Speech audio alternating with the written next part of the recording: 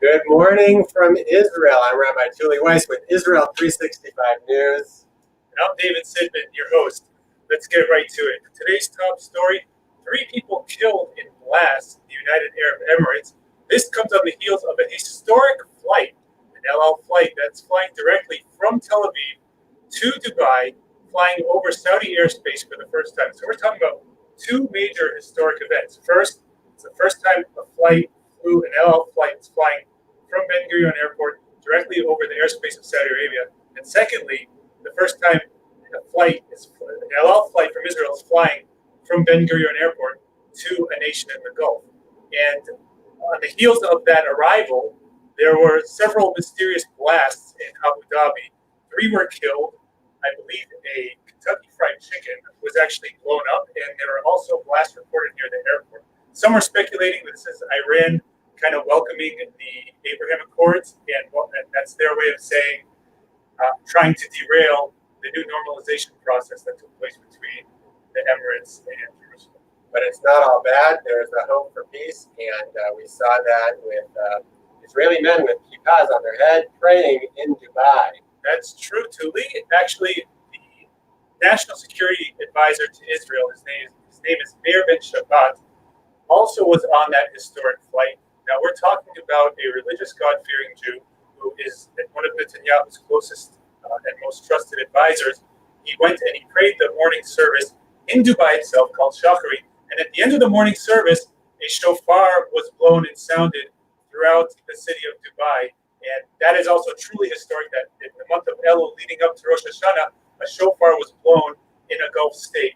I don't think by not only that a shofar was blown in a Gulf state, but by an official Israeli delegate who was making an official visit in the Israeli Gulf state. The first plane that said Shalom on the side of the airplane. Really powerful stuff. That's not all the news. There's Corona news in Israel. School open for the first day today in Israel, and but leading this breaking the Israel 365 News letter today is that Muslims were caught hiding a secret shaft on the Temple Mount from the Second Temple period. David, you want to explain? Yeah. So this was actually featured yesterday in our mailer as our featured story.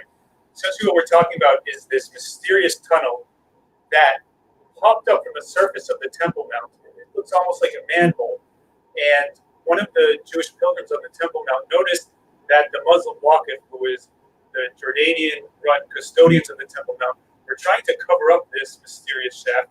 Who archaeologists are saying that it came from the Second Temple period, with some even speculating that that very tunnel leads to the Holy of Holies, to the Ark of the Covenant, underneath the Temple Mount. And just today, the Israel Antiquities Authority was not able to investigate, and the police actually sadly allowed the Waqif to cover up that very intriguing, mysterious tunnel that was discovered on the Temple Mount that's being widely underreported, but of course only Israel 365 News covers the things that no one else does, because when you're talking about biblical artifacts or any news related to Bible and prophecy, we're on top of it. That's right. Israel 365 News covers the stories that the other media doesn't cover. We report on the biblical news that is unfolding, the prophecy that is unfolding. Coming up next, Dr. Rivka Lambert-Adler, one of our reporters, will be interviewing Israel Rosenberg on his new book about the prophet Isaiah, and that will be coming up right after this short break.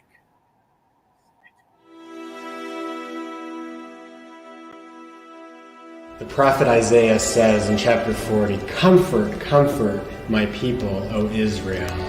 And friends, we have a special opportunity to not only comfort the people of Israel, but to comfort the Holocaust survivors whose health is failing and their needs are increasing. And please, please, I implore you to partner with Israel 365 in order to provide comfort to the Holocaust survivors in Israel today.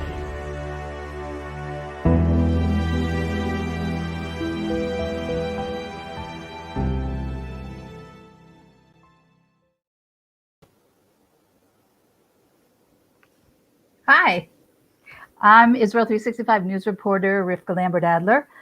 Jerusalem's tour guide, Israel Rosenberg, has written a very exciting new book explaining 64 significant passages from the book of Isaiah from a traditional Jewish perspective, specifically for Christian readers. We have a few questions for the author of Isaiah, End Times and Messiah in Judaism. Welcome, Israel Rosenberg. Thank you very much, Rivka. It's wonderful to be here. So we'd like to ask you to tell us about the Great Isaiah Scroll and the role that it plays in your new book.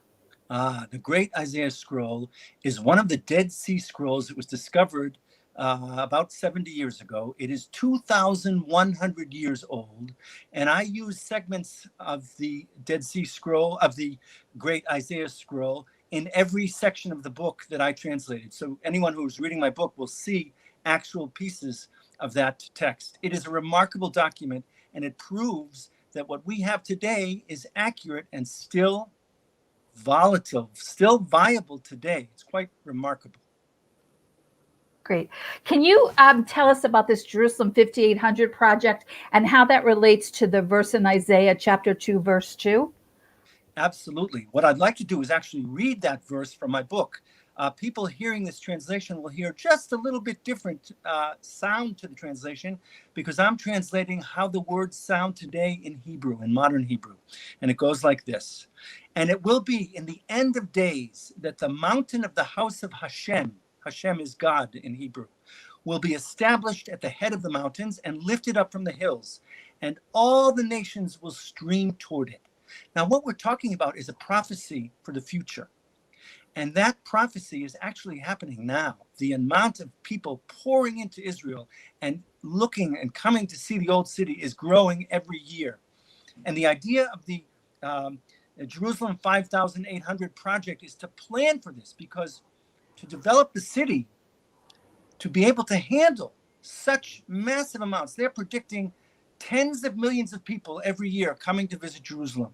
The plan is by Mr. Kevin Bearmeister. It's his brainchild, and it's a remarkable vision. He's a visionary to think, how can a modern city handle a huge increase in tourism that is expected and predicted in the Bible? Incredible. Okay, one more question for you. Rosh Hashanah is coming, and I want to talk for a moment about the shofar, the ram's horn, that's a big part of Rosh Hashanah, and how that's connected to Isaiah 27:13. How does the shofar connect to the end of days? Well, we have a prediction, not only in Isaiah, but in other prophets as well, that the sound of the shofar will be blown to announce the redemption in full swing. And in fact, if you'd like, I happen to have with me, just keep it handy all the time. I'm going to blow a couple blows so people can hear. This is a shofar. It's made from a ram's horn. You can see it's hollowed out. And we Jews use this in all sorts of different kinds of prayer. For example, every day now we have a blowing of the shofar, as was mentioned in Dubai. They blew the shofar. That's because every day in our prayers we do it. So I'm going to blow just for a moment.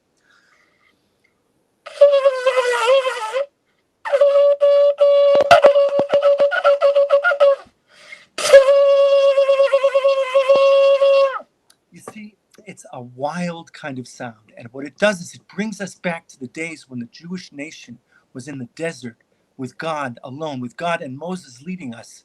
And it brings us a memory. And there are those who say that the sound of the shofar is actually the Torah in compression technology. That is to say, the whole Torah can be read, if you figured out how to interpret it, from the voice of the shofar itself. That's why it's so special to us, and that's why we treasure the sound of the shofar. Amazing. Amazing. Okay, we just want to let our viewers know how they can get your book. Thank you. We have so the book is available on Amazon and also from the publisher. Here's a copy of the cover of the book, and also from Geffen Publishing in Jerusalem. Israel Rosenberg, thank you very much for joining us. Thank you so much for having me, and thank you for your audience. It's wonderful to be here. Well, thank you, Rivka, and thank you, Israel. This has been today's Bible headlines from Israel 365 News. Don't stop praying for the peace of Jerusalem. God bless.